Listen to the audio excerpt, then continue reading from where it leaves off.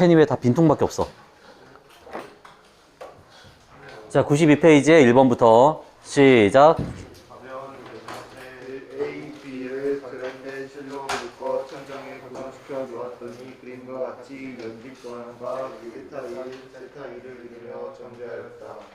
세타 1, 세타 2는 이에 대한 설명으로 오른쪽만을 보기에 쓰이는 대로 보는 것이었어요. 자, 우리 이 문제를 풀기에 앞서서 먼저 요 두 물체 A하고 B한테 작용하고 있는 힘이 무엇이 있을지 표시를 한번 해봅시다. A하고 B에 작용하는 힘. 그냥 느낌만으로 풀지 말고 이제 정확하게 해보려고 그래요. A와 B에 작용하는 힘. 자, 여기 질량이 안 나왔으니까 A의 질량을 MA, B의 질량 MB로 합시다. 이게 펜이 안 나와서 잠깐 펜을 가지고 올 테니까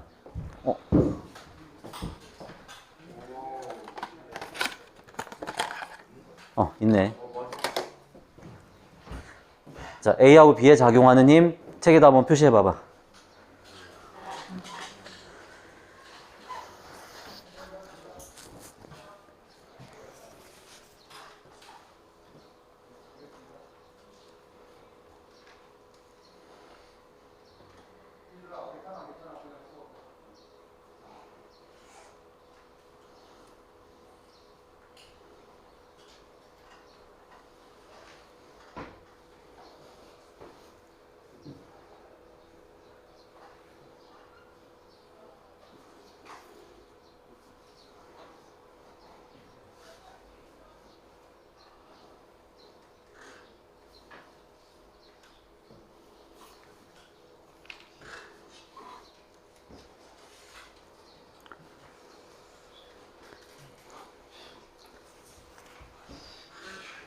자, 일단 A에 작용하는 힘은 몇 가지 있어?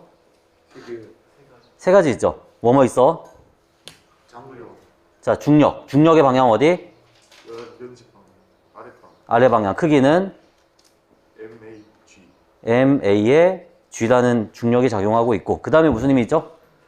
장력이 장력. 장력 방향 어디일까? 줄, 장력은 항상 실이 끌어당기는 방향이지. 그러니까 이런 방향으로 장력. A에 작용하는 장력이니까 TA를 합시다.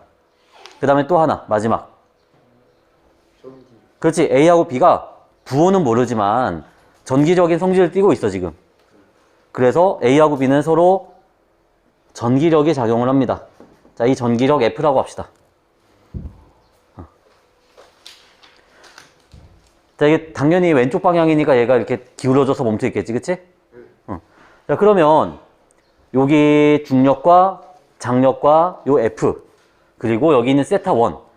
얘들이 과연 어떠한 관계에 있을까? 거기에 대해서 이제 좀 머릿속에서 시뮬레이션을 해보는 거야. 만약에 A하고 B가 전하량이 커졌어. 전하량이 커졌다는 얘기는 전기력의 세기가 어떻게 된다? 세져요, 커진다는 얘기야. 전기력의 세기가 커지면 세타 1은 어떻게 될까요? 커져요, 커지겠죠. 밀어내는 힘이 커지니까 점점 기울어지겠지. 자, 그 다음에 A의 질량. A의 질량이 커지면 어떻게 될까? 세타 1은 줄어요, 중력이 세지니까 얘는 줄어들겠지. 그럼 과연 이 세타 1이라는 값은 전기력이랑 이 물체의 질량이랑 상관이 있다는 얘기잖아. 맞아요? 이것을 수학적으로 접근해보자 이거야. 자, 어떻게 하면 되냐면 A라는 물체는 지금 정지 상태에 있어. 정지 상태에 있다는 말은 얘한테 작용하는 알짜힘이 얼마다? 0이다. 즉 중력과 전기력과 장력을 합하면 0이다. 근데 지금 이 상태에서 합하는 거는 사실 쉽지 않지. 그러니까 이렇게 보는 거야. 중력이랑 전기력이랑 합하게 되면은 이런 형태의 평행사 변형을 그릴 수 있겠죠. 그래서 이 둘의 합력은 이 빨간색이잖아. 이 빨간색의 크기가 얼마야? TA입니다. 그래서 이거 두 개 합력한 게 얘랑 크기가 같고 방향이 반대면은 세 개 합력해서 0 될 거 아니야. 맞아? 자, 그리고 요 각도 얼마죠, 이거? 세타 2, 이게 세타 1이야. 얘랑 무슨 관계? 동위각 관계. 동위각 이런 거 기억나지? 동위각, 억각 이런 거. 자, 그러면 여기 있는 삼각형을 좀 더 크게 그려보면은 중력 MA의 G, 그 다음에 전기력 F, 장력 TA, 여기가 세타1. 자, 탄젠트 세타1은 얼마지? F분의 MAG분의 MAG분의 F. 자, 마찬가지 논리로 B한테 작용하는 힘을 또 따져보면은 얘랑 똑같은 형태가 될 것이고, 그러면 B에 작용하는 힘에서 탄젠트 세타2는 얼마가 될까? MBG의 F가 되겠죠. 자, 여기는 F라는 힘은 얘네 둘 사이에 작용하는 전기력이야. 그치? 같을까 다를까? 왜 같아요? 작용반작용 원리에 의해서. 그러니까 그냥 F는 A, B 구분 안 하고 씁니다. 자, 문제 보니까 세타1이 세타2보다 크다 그랬어. 자, 탄젠트 세타는 요즘 삼각함수 배우지? 탄젠트 세타는 세타의 범위가 0부터 2분의 파이일 때 증가함수야, 감소함수야? 증가함수입니다. 이거 그려보면은 이런 형식이 나오죠. 즉, 세타가 커지면 커질수록 탄젠트 값이 커진다. 그 말은 세타가 세타가 세타1이 더 크니까 탄젠트 값도 이게 더 크다는 거지. 그럼 이 두 값을 비교했을 때 MA와 MB 누가 더 크다? MB가 더 크다. 무거우니까 각도가 작은 거죠, 이거. 자, 요거를 잘 기억하면서 문제 한번 해결해 봅시다. 기억. A가 받는 전기력이 B가 받는 전기력보다 크다. 전기력은 어때? 같습니다. 작용, 반작용 원리에 의해서. 두 번째, A의 질량이 B의 질량보다 크다. 질량은 B가 더 크다는 결론이 나왔죠. 근데 물론 이렇게 탄젠트 값까지 계산 안 해도, 얘가 전기력이 세지면은 세타가 올라가고, 질량이 커지면은 이 각도가 내려온다. 요것만 알고 있어도 뭐 쉽게 풀 수 있는 문제입니다, 이건. 디귿. A와 B는 같은 종류의 전하로 대전되어 있다. 둘이 밀어내고 있으니까 같은 종류. 보너스 문제. 리을. A하고 B 중에 누가 더 전하량이 클까?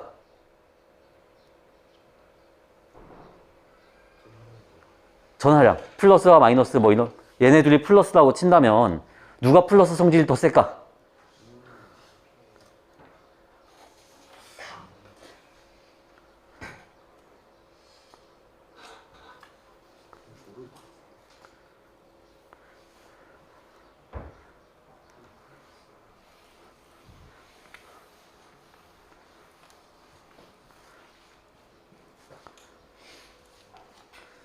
누가 더 플러스 성질이 세다고 할 수 있을까? 알 수 없어요. 왜냐면 얘네 둘이 작용하는 전기력은 얘가 플러스라고 한다면 그 값이 얼마가 됐든 간에 똑같은 전기력을 받잖아. 그러니까 극단적으로 봤을 때 B가 요만큼, A가 이만큼 멀어졌어.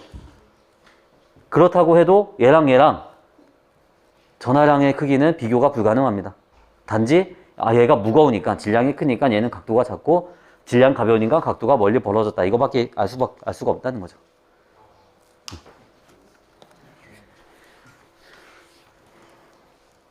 다음 2번 문제.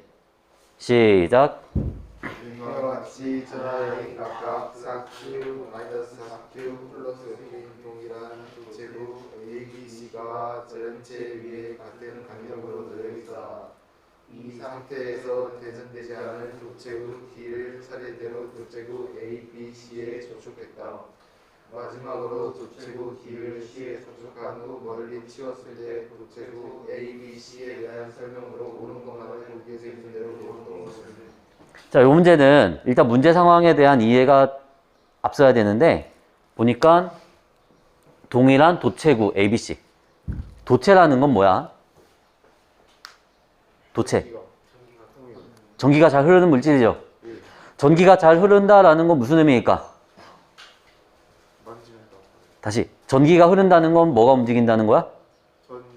전자들이 움직인다는 거야. 그 말은 전기가 잘 통한다. 이 말은 전자들의 이동이 자유롭다라는 거죠. 이해돼? 이거 중요한 개념이야. 자, 여기 도체구가 있는데, 도체로 된 물질이 있는데, 얘는 플러스 Q의 성질을 가지고 있어요. 얘가 플러스의 성질을 갖는다는 건 뭐냐면 얘들은 전부 다 원자로 되어 있을 거 아니야. 원자는 그 안에 원자핵과 전자들로 되어 있지. 원자핵은 플러스 성질, 전자는 마이너스 성질. 그 중에 누가 더 많다? 원자핵이 더 많다. 즉 얘는 전자를 잃어버린 애들. 전자를 잃었으니까 플러스 Q가 된 거죠. 자, 얘는 중성입니다. 중성이라는 말은 얘 안에 있는 양성자와 전자의 개수가 똑같다라는 거야. 그러니까 중성인 거지, 그치? 자, 어쨌든 얘는 플러스 성질을 가지고 있기 때문에 전자를 끌어당기죠. 그래서 얘랑 얘랑 접촉을 시키게 되면은 얘들은 도체이기 때문에 전자들이 이동을 할 수가 있어. 그래서 접촉을 하는 순간 여기서 여기로 전자들이 이동을 합니다. 그럼 전자가 이동하면 얘는 플러스 성질이 점점 약해질 것이고 얘는 전자들이 빠졌으니까 점점 플러스 성질을 띠게 되겠지. 전자가 언제까지 이동할까 이거? 둘 다 전하량이 같이 될까요? 맞아요. 정확한 개념은 이 둘의 전기적 위치 에너지가 같아질 때까지입니다. 근데 전기적 위치 에너지라는 거는 얘네들의 생긴 모양이나 얘네들의 재질에 따라서도 달라져. 그렇기 때문에 동일한 도체구라는 조건을 주는 거야. 얘네들의 재질도 같고 크기도 같다면 얘네들의 전하량이 같아질 때까지 움직인다는 거죠. 그럼 얘네도 전하량 같아지려면 얼마가 될까 이거? 전하량 같아졌어. 얼마가 돼야 되지? 플러스 2분의 Q. 얘는 플러스 2분의 Q. 그러니까 2분의 Q에 해당하는 만큼의 전자를 잃어버린 거야. 얘는 마이너스 2분의 Q만큼 얻었으니까 플러스 2분의 Q가 된 거고 얘는 마이너스 2분의 Q가 전자들이 빠져나갔으니까 플러스 2분의 Q가 되는 거죠. 자, 그러면은 결국 접촉하기 전에 얘네 둘의 전하량의 합이 얼마야? 접촉하기 전에 얘는 플러스 Q고 0이니까 합해서 플러스 Q지. 접촉한 이후에는 플러스 2분의 Q 플러스 2분의 Q니까 합해서 플러스 Q. 접촉하기 전과 접촉하기 후에, 접촉한 이후에 총 전하량이 어때? 같아요. 그래서 전하량 보존이 나타났다는 걸 알 수 있습니다. 전하량이 보존되었다. 또 그리고 얘네 둘의 전하량이 같아졌지? 같아졌기 때문에 전하량이 평형을 이룬다. 라는 것도 알 수 있는 거지. 자, 그래서 앞으로 이러한 형태의 문제, 동일한 도체구가 있는데 막 접촉을 시킨다. 그러면 요 두 개만 생각하면 돼. 전하량 보존과 전하량 평형이 함께 이루어진다. 이 말은 뭐냐면 얘네들을 접촉시키고 나면은 얘네 둘의 전하량은 두 개의 전하량을 합한 다음에 나누기 2한만큼씩 갖게 된다는 거죠. 어렵지 않지? 그럼 봐봐. A는 플러스 4Q, B는 마이너스 4Q, C는 플러스 5Q인데 D는 대전되지 않은, 처음엔 0이었어. 이 D를 A에 접촉했다가 B에 접촉했다가 C에 접촉했다가 한 번씩 차례대로 접촉을 합니다. 그러면 A하고 D하고 접촉을 시키면 얘는 플러스 4Q고 D는 0이니까 합하면 얼마야? 플러스 4Q야. 나누기 2하면 플러스 2Q. 그럼 D도 플러스 2Q가 되겠죠. 자, 이제 플러스 2Q짜리를 B에다 접촉합니다. 플러스 2Q 더하기 마이너스 4Q는 마이너스 2Q. 나누기 2하면 마이너스 Q. 얘도 마이너스 Q. 자, 이제 마이너스 Q짜리를 C에다 접촉을 시켜. 두 개 합하면 얼마야? 플러스 4Q야. 그러면은 나누기 하면 플러스 2Q, 얘도 플러스 2Q. 그래서 A하고 B하고 C가 전하량이 바뀌게 되는 거죠. 자, 이 상태에서 D를 C에다 접촉한 뒤에 멀리 치웠대. 이 말은 D의 영향은 이제 없다는 거지. 그래서 A, B, C만 놓고 보겠다. 이런 얘기죠. 자, 문제 봅시다. C의 전하량은 플러스 2Q이다. 맞지? B가 A와 C로부터 받는 전기력의 합은 0이다. 자, B는 A한테도 전기력 받고 C한테도 전기력을 받게 될 텐데 그 힘의 크기가 얼마냐? 계산하라는 얘기입니다, 이거. 자, 먼저 A한테 받는 힘. 방향은 어느 방향이야? A한테 받는 힘. 얘는 끌어당기는 방향으로 힘이 작용하지. 그러니까 A는 B를 끌어당길 거야. 자, 크기를 계산하는데 얘네 사이의 거리가 전부 다 똑같다고 했으니까 R이라 합시다. R. 같은 간격. 그러면 A가 B를 끌어당기는 힘의 크기는 얼마일까요? R제곱분의 K 곱하기 EQ의 제곱. 마이너스 뺀 이유는 뭘까? 방향이니까 어차피. 방향 잡아줬잖아 지금. 그러니까 빼도 되겠죠 여기서는. 다음 B가 C한테 받는 힘. 어느 방향? 오른쪽. B하고 C는 반대 방향이니까 끌어당기겠지. 그러니까 C는 B를 끌어당기는 방향. 오른쪽으로 힘을 작용할 것이고 크기는 얼마죠?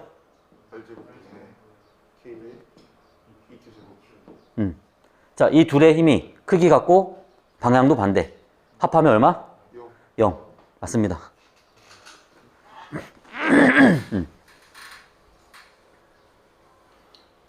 자, 세 번째. A가 B와 C로부터 받는 전기력의 합은 0이다. 이번엔 A한테 작용하는 전기력을 찾으래. 자, A가 B로부터 받는 전기력. 방향은 어딜까요? 끌어당기는 방향이니까 오른쪽으로 힘을 받겠지. 크기는 R제곱분의 K 곱하기 EQ의 제곱. 그 다음에 A하고 C 사이에 작용하는 힘. 방향은 플러스고 플러스니까 무슨 힘이야 서로? 청력 밀어낼 거 아니야. 그럼 A가 받는 힘의 방향은 왼쪽이 돼야지. 크기 얼마죠? 그치. 2R 전체의 제곱이니까 4R 제곱분의 K 곱하기 그치. 플러스 EQ 플러스 EQ 4Q의 제곱. 자, 요힘과 요힘 크기 같나요? 방향은 반대지만 크기는 누가 더 커? 오른쪽이 더 커. 그러니까 합력을 하면은 오른쪽 방향이 나오겠지. 0 아니죠 이거는. 틀렸습니다 그러면.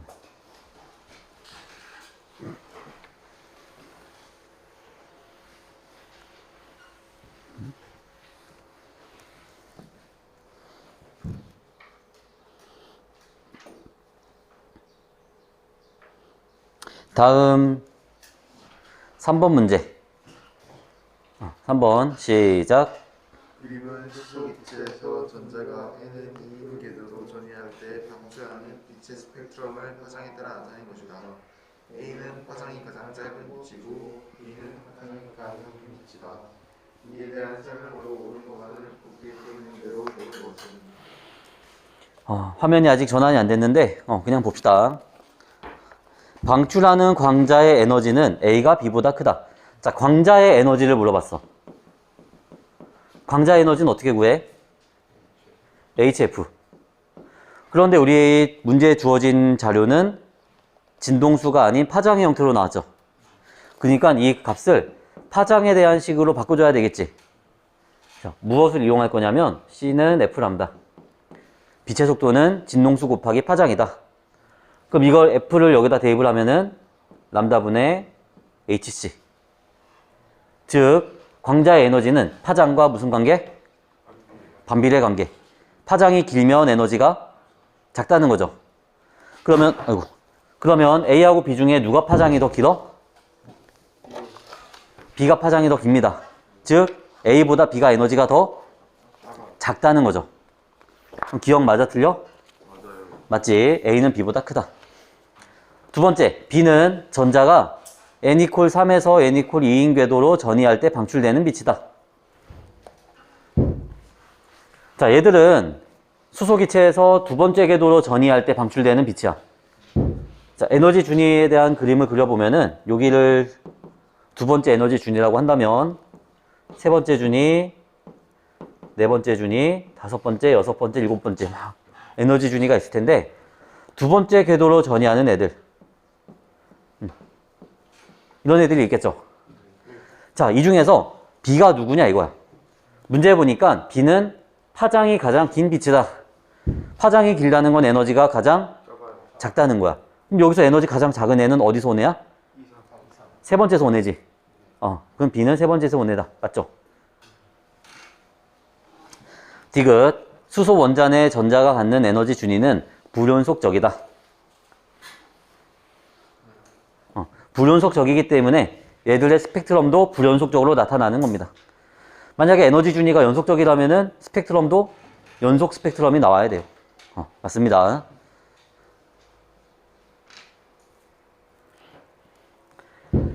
자, 다음 네 번째. 시작. 그림 다음에는 5의 수소 원자 무연에서 양자수 N의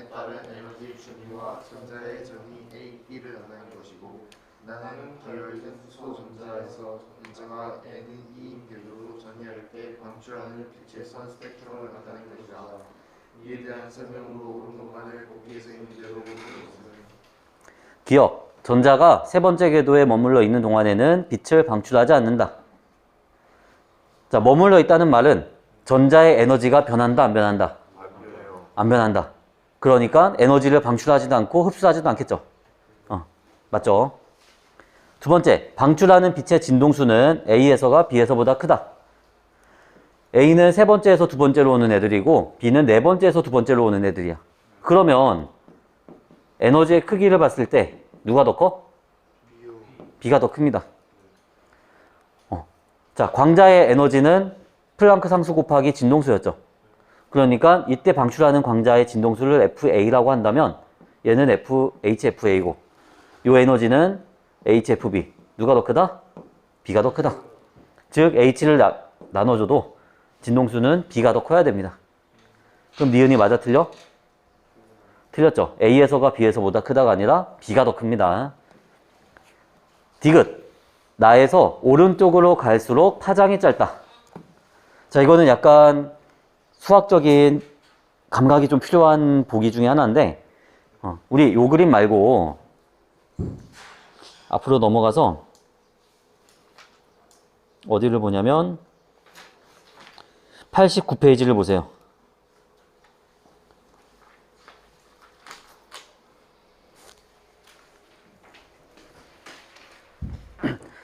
89페이지에 이런 그림이 있을 거야.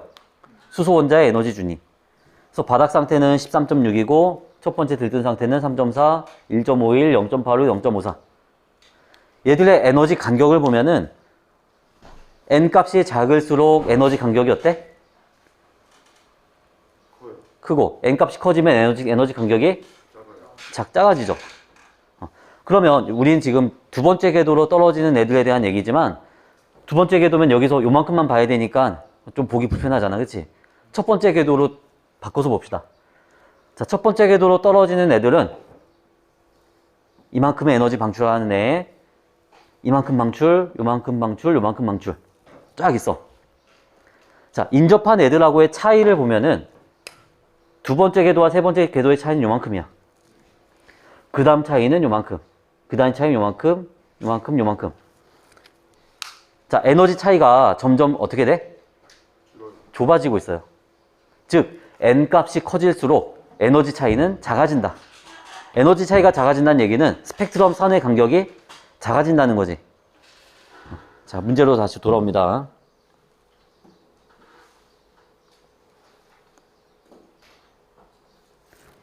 나에 있는 그림을 보면은 스펙트럼 선의 간격이 오른쪽으로 갈수록 점점점 작아지고 있어요. 그 말은 왼쪽으로 갈수록 n값이 작은 애들, 오른쪽으로 갈수록 n값이 큰 애들이라는 거죠. 자, n값이 크다는 거는 에너지가 크다는 거야, 작다는 거야? 에너지가 크다는 거잖아. 더 높은 데서 떨어지는 거니까. 즉, 이쪽이 에너지가 큰 애들. 에너지가 크려면 파장은 어때야 된다? 작아야 된다. 그래서 요 스펙트럼에서 오른쪽으로 갈수록 파장이 짧은 빛이다. 맞는 얘기죠, 디귿.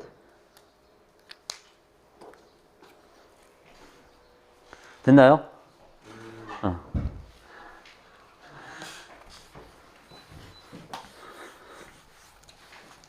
자, 그럼 우리 다음 단원. 곧.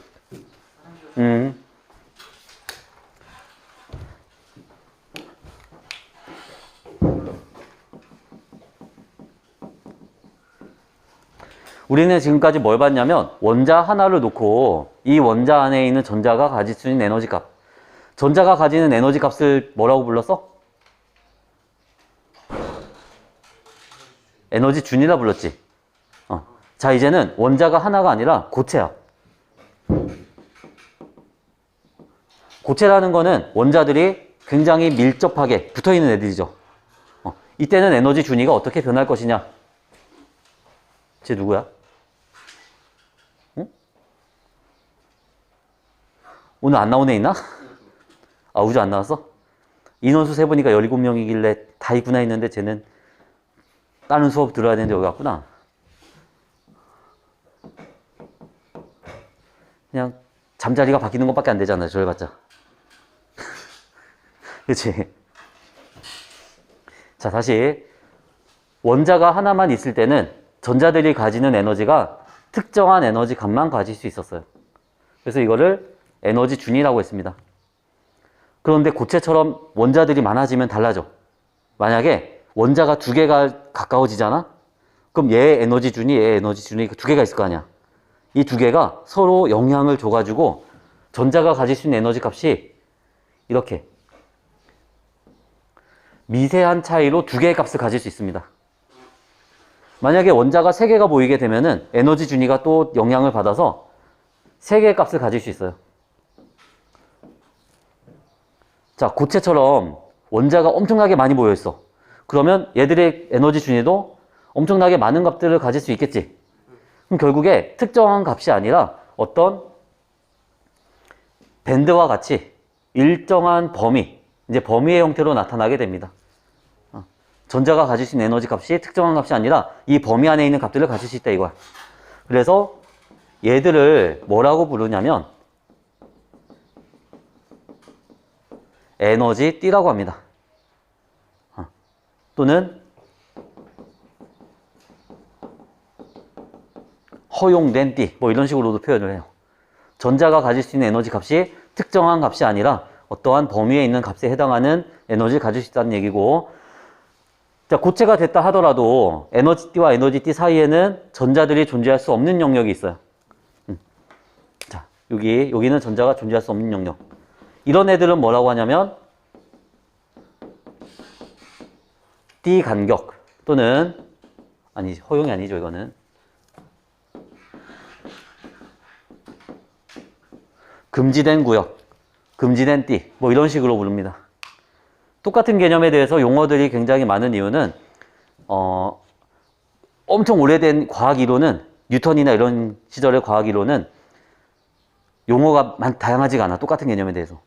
근데 최근의 이론일수록 영어로 어떤 사람이 용어를 만들었고 그거를 우리나라 사람이 누가 번역하냐에 따라서 용어가 조금씩 다른 거야. 그래서 영어로는 뭐 이거를 포비든 존이라고 합니다. 금지된 구역. 근데 금지된 구역 하니까 이상하니까 뭐 띠 간격이라고 해석하는 사람들도 있고 뭐 다양하게 해석하고 있는데 그냥 의미만 통하면은 뭐 크게 문제될 건 없겠죠, 이거는. 자, 어쨌든 중요한 거는 고체들은 원자들이 굉장히 많이 모여 있는 상황이기 때문에 에너지 준위들이 많이 겹쳐서 밴드와 같은, 띠와 같은 형태가 나타나게 된다는 것이고, 그렇게 됐을 때 전자들이 존재할 수 있는 영역을 에너지띠, 허용된 구역 이런 식으로 부릅니다. 그리고 이 에너지띠의 사이에는 전자들이 존재할 수 없는 영역인 띠 간격, 뭐 금지된 구역 이런 부분도 존재하고 있다. 그러면 에너지띠가 이렇게 많이 형성이 되어 있어. 전자들이 이 에너지띠를 채워나가는데 어디서부터 채워나가냐면은 밑에서부터 채워나가는 거야. 에너지가 가장 낮은 부분부터 채워나가다 보면은 전자가 다 소진될 때가 있겠지. 자, 만약에 전자가 여기까지 채우고 나서 전자들이 이제 더 이상 없어요. 여기는 전자가 들어갈 수는 있지만 에너지가 낮은 데서부터 채우다 보니까 아직은 들어가지 않은 부분인 거야. 자, 이랬을 때 이 부분, 전자가 채워져 있는 부분에서 가장 바깥에 있는 부분이죠. 자, 최외곽 전자의 다른 말, 원자가 전자라 부르지. 마찬가지로 얘도 최외곽에 있는 에너지띠다 그래서 원자가띠라고 부릅니다. 원자가띠. 이 원자가띠 바로 위에는 전자가 들어갈 수는 있지만 비어있는 공간이 있어. 그 공간을 뭐라고 하냐면 전도띠라 불러요. 자, 이 전도띠는 무슨 의미냐면 원자가띠에 있는 전자들이 에너지를 받으면 전도띠로 올라올 수가 있어. 그럼 이 전도띠에 올라온 애들은 어떤 역할을 하느냐? 얘들은 자유전자가 됩니다. 자유전자라는 말은 고체 속에서 자유롭게 움직일 수 있는 전자라는 뜻이야. 즉, 자유전자가 형성이 됐다는 건 전류가 흐를 수 있다는 거죠. 이해돼? 자, 그래서 이 에너지띠를 가지고서 도체와 부도체하고 반도체 이 세 가지의 특징을 살펴볼 건데 너네가 알고 있는 도체는 어떤 애들이야? 아니 뭘 가지고 도체라 그래? 전기가 잘 통하는 거. 부도체는? 전기 안 통하는 거. 반도체는?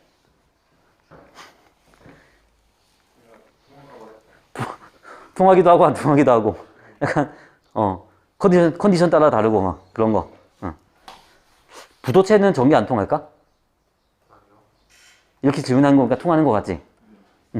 부도체는 전기 통해 안 통해? 잘 안 통해요. 그 말은 통할 수도 있다는 거야. 예를 들면은 공기를 생각해봐. 공기는 전기가 잘 통해 안 통해? 공기가 전기가 잘 통한다면 어떻게 될까? 우리는 감전돼서 죽겠죠. 여기 콘센트에서 전기 다 나오잖아. 자, 공기는 전기가 잘 안 통합니다. 부도체예요. 하지만 공기 중에서 전기가 통하는 현상 본 적 있어 없어? 있어요. 어떤 현상? 번개칠. 그렇지, 번개. 번개는 구름에서 땅까지 전기가 흐르는 거야. 공기를 뚫고.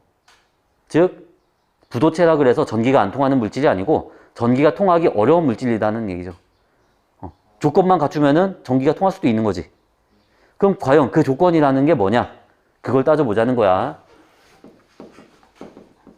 자, 먼저 도체. 자, 도체의 경우는 에너지띠가 뭐 이런 식으로 형성이 돼 있어요. 그리고 밑에서부터 전자들이 채워 나간다 그랬죠. 자, 전자를 채웠고 그 다음 전자들이 에너지띠 하나를 다 못 채우고 요만큼만 채웠어. 자, 전자가 채워진 부분에서 가장 위에 있는 부분을 뭐라고 한다고? 원자가띠. 그리고 원자가띠 위에 바로 위에 비어있는 공간을 전도띠. 그래서 원자가띠의 전자들이 전도띠로 올라오기만 하면은 전류가 잘 흐른다 그랬지. 얘는 올라오는 게 쉬울까 어려울까? 쉬워요. 에너지 조금만 가해도 그냥 전자들이 전도띠로 쉽게 올라와. 그러니까 전기가 통하기 쉬운 물질, 전류가 잘 통하는 물질이 되는 겁니다. 그치, 현서야? 그치? 다음 부도체. 자, 부도체 애들도 에너지띠가 이렇게 형성이 되어 있는데 전자들이 여기 밑에서부터 쭉쭉쭉 채워 나가다가 여기까지 채우고 끝났어요. 그래서 얘는 전자가 채워진 부분에서 가장 위에 있는 부분. 무슨 띠? 원자가띠. 얘는 전도띠. 원자가띠의 전자들이 전도띠로 올라가야지 전류가 흐르게 되는 건데 얘는 간격이 엄청나게 커. 에너지 차이가. 그럼 이거 쉽게 올라가? 못 올라가? 쉽게 못 올라가요. 그러니까 전류가 잘 흐르지 않는 거죠. 근데 번개와 같이 에너지가 굉장히 큰 상황에서는 올릴 수 있습니다. 그러니까 그때는 전류가 흐를 수 있는 거야. 어떤 차이인지 알겠어? 자, 한번 예상해봐. 반도체. 자, 도체는 전도띠, 원자가띠 붙어 있고 부도체는 전도띠, 원자가띠 이만큼 떨어져 있어. 반도체는 어떻게 돼 있겠어? 살짝 떨어져 있는 겁니다, 이거. 이렇게. 그래서 여기가 원자가띠고 이게 전도띠. 원자가띠와 전도띠가 살짝 떨어져 있어요. 그래서 요거를 뛰어넘는 에너지를 가해주면은 도체처럼 전류가 잘 흐르고 이걸 공급 못 해주면은 부도체처럼 전류가 아예 안 흐르는 거예요. 자, 반도체의 대표적인 물질 뭐가 있냐면 SI 뭐야? 규소. 규소의 영어 이름.